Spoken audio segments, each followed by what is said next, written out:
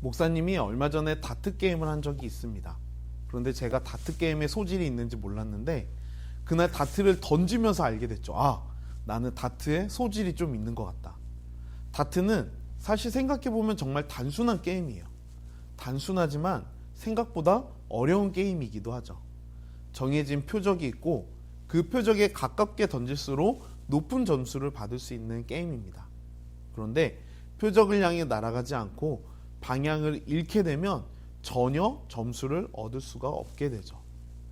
다트에서 좋은 점수를 얻기 위해서는 내 손을 떠난 다트가 최대한 곧게 날아갈 수 있도록 던지는 게 중요합니다.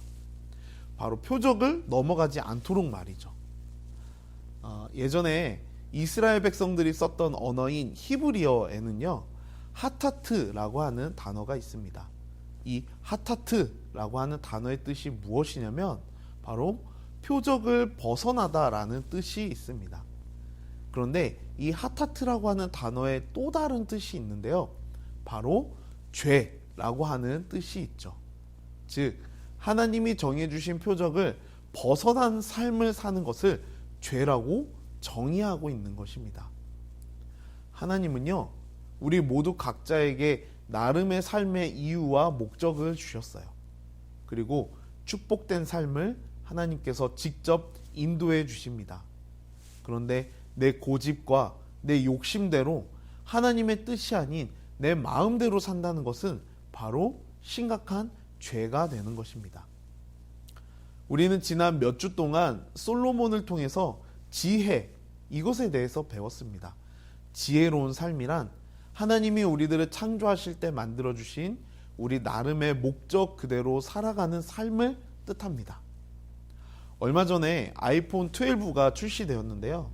아이폰을 만든 애플에서 아이폰을 개발하며 나름대로의 목적을 가지고 훌륭한 기술력들을 쏟아부었는데 그 목적대로 아이폰을 잘 쓰는 사람이야말로 진짜 지혜로운 사람이라고 할 수가 있죠.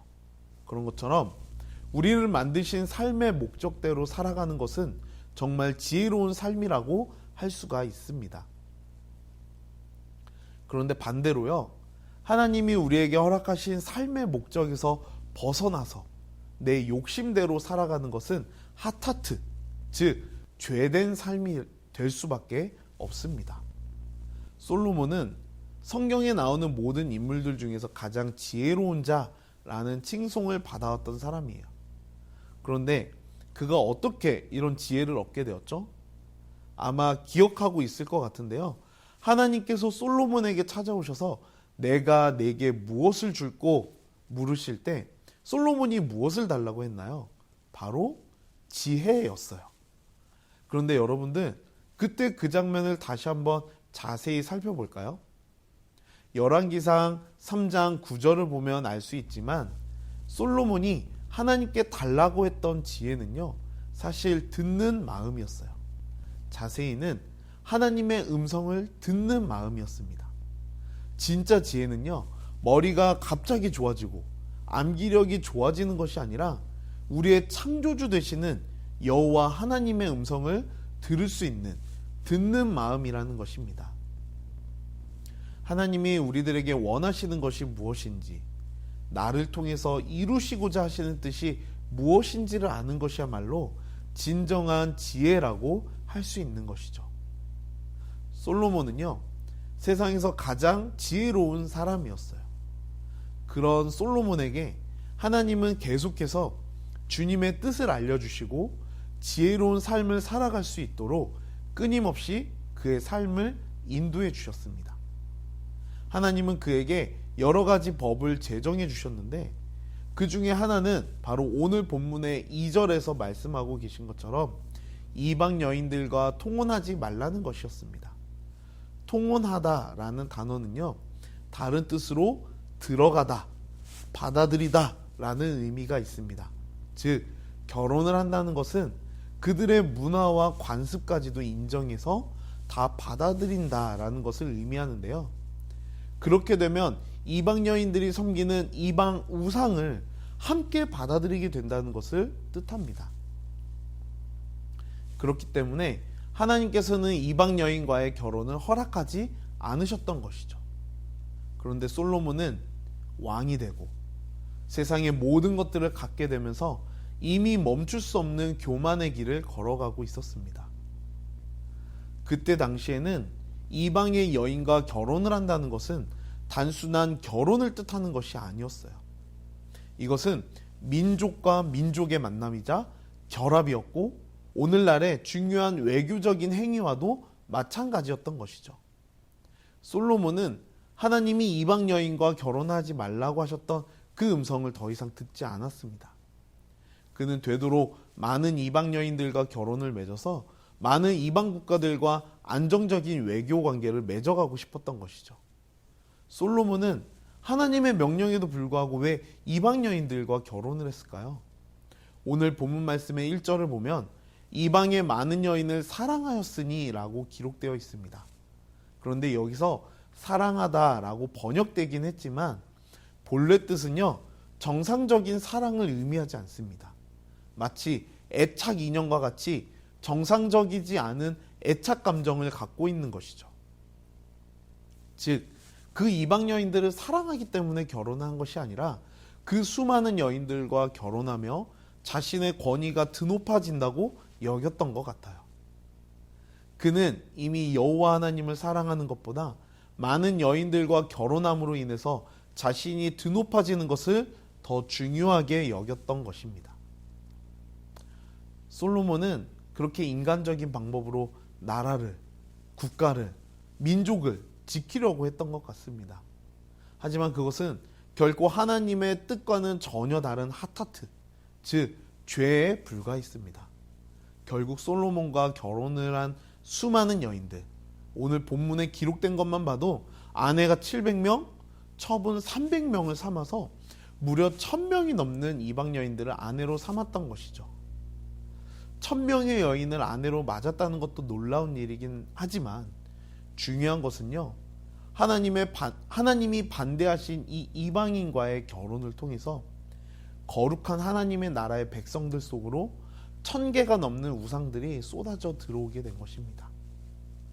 하나님의 말씀을 어기고 자신의 인간적인 계산과 생각으로 수많은 이방 여인들과 결혼을 하자 수많은 이방 우상들이 함께 쏟아져 나왔던 것이죠. 오늘 본문 말씀을 보면 무려 똑같은 표현이 3번이나 반복돼서 쓰여졌다는 것을 바로 알 수가 있는데요. 그것은 바로 2절과 3절과 4절에서 나온 마음을 돌려라는 표현입니다. 하나님이 금지하신 이방 여인과의 결혼으로 인해 솔로몬의 마음은 이미 돌아서게 되었습니다. 바로 그가 그토록 사랑했던 여호와 하나님으로부터 말이죠. 그런데 여기서 마음을 돌리다 라고 번역된 히브리어 원어를 살펴보면요, 기본 방향을 바꾸다 라는 뜻이 있습니다. 이것은 무엇을 의미하나요? 이방 여인과 또 그들을 통해 들어왔던 이방 우상의 문화가 하나님의 표적을 향해 달려가는 솔로몬의 방향을 바꾸게 되어서 하나님이 원하시는 방향이 아닌 하타트 하도록 한다는 것을 의미합니다. 지혜로웠으나 지혜롭지 못했던 솔로몬의 결말을 의미하고 있는 것이죠. 솔로몬은 하나님이 직접 무엇을 줄고 물으실 만큼이나 하나님께 칭찬받고 또 하나님으로부터 인정받는 사람이었어요. 그런데 하나님의 마음을 들으려 하지 않고 결국 자신의 소견대로 자신의 멋대로 삶의 방향을 결정했던 결코 지혜롭지 않았던 모습을 보이고 맙니다.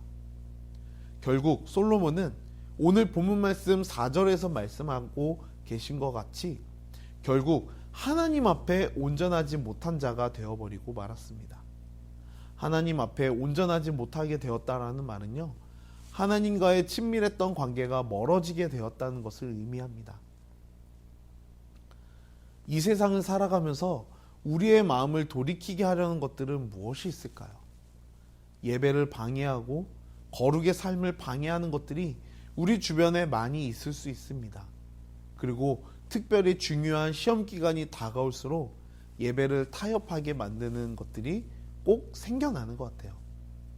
그런 것들을 볼 때마다 하나님은 우리의 양심을 통해 계속해서 말씀하고 계실지도 몰라요. 그건 안 돼. 그건 나의 뜻이 아니야. 이렇게 하나님이 우리들에게 양심 속에서 우리들에게 말씀하실 때, 그럴 때마다 우리 친구들은 어떤 선택을 하시겠습니까? 그래도 인간적인 방법으로 양심의 문제를 해결해 보려고 노력을 한번 해보시겠습니까? 우리를 흔들리게 하는 것들로부터 타협하지 않고 마지막까지 거룩의 모습을 지켜나가는 우리 모든 청소년부 친구들이 되기를 소망합니다.